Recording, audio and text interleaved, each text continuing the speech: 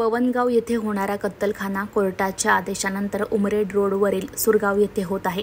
याला वारकरी संप्रदायाकडून विरोध करण्यात आलेला आहे। या अनुषंगाने मुख्यमंत्री एकनाथ शिंदे यांच्यासोबत भेट झाली। मुख्यमंत्री यांनी जिल्हाधिकारी आणि NMRDचे अधिकारी यांना सूचना दिल्यात। सुप्रीम कोर्टात या विरोधात वकील लावून सर्व संघटनेच्या माध्यमातून तो इथे होणार नाही यासाठी कोर्टात बाजू मांडू असं माजी आमदार राजू पारवे यांनी म्हटलंय। पाहूयात। वारकऱ्यांसोबत तुम्ही भेट घेतली आहे, काय कारण होतं आज या भेटीमागचं? आज या जिल्ह्यातील संपूर्ण वारकरी संप्रदाय इथे आला होता आणि विषय होता की जो कत्तलखाना अगोदर पाहुणगावला जो होणार होता तो नंतरच मागच्या निवडणुकीच्या काळामध्ये मुख्यमंत्र्यांनी तो कॅन्सल केला। तो परत एकदा कोर्टाच्या निर्णयानुसार माझ्या विधानसभेमध्ये सुरगाव या ठिकाणी लावण्याचं पत्रक काढलं। आम्ही त्यांचा विरोध म्हणून आज सर्व वारकरी संप्रदायावर मी सुद्धा त्यांच्यासोबत होतो।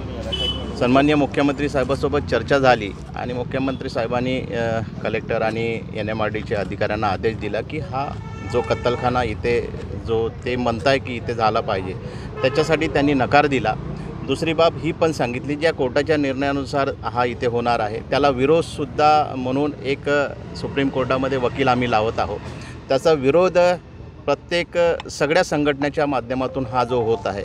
मी त्या भागाचा लोकप्रतिनिधी म्हणून मी पण या सगळ्या लोकांना आश्वस्त केलं की या कुठल्याही परिस्थितीमध्ये तो कत्तलखाना इथे होणार नाही। जर यदाकदाचित असं होणार असेल तर आम्ही सर्व लोक रस्त्यावर उतरू।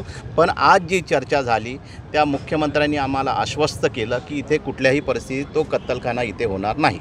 हे वारकरी जे आले ते तुमच्या मतदारसंघातले आहेत की जिल्ह्यातले आहेत? जिल्ह्यातलेही आहे, माझ्याही मतदारसंघातले आहे आणि सोबतच या रामटेक लोकसभा क्षेत्रातले ग्रामीण भागातील सुद्धा वारकरी संप्रदाय इथे आलेला आहे। लोकसभेच्या निकालानंतर आज भेट झाली आहे मुख्यमंत्र्यांची, काय चर्चा झाली आगामी काही? माझी भेट अगोदरही झाली होती मुख्यमंत्री साहेबांसोबत। शेवटी जय पराजय हा चालत असतो। मी थांबणारा माणूस नाही, मी काम करणारा माणूस आहे, कार्यकर्ता आहे, लोकांसोबत राहून काम करणार आहे। आगामी विधानसभेच्या अनुषंगाने काही चाचपणी होती आहे, किती जागा लढवल्या जाईल यावर काही चर्चा होणार आहे का? ते CM साहेब सांगतील।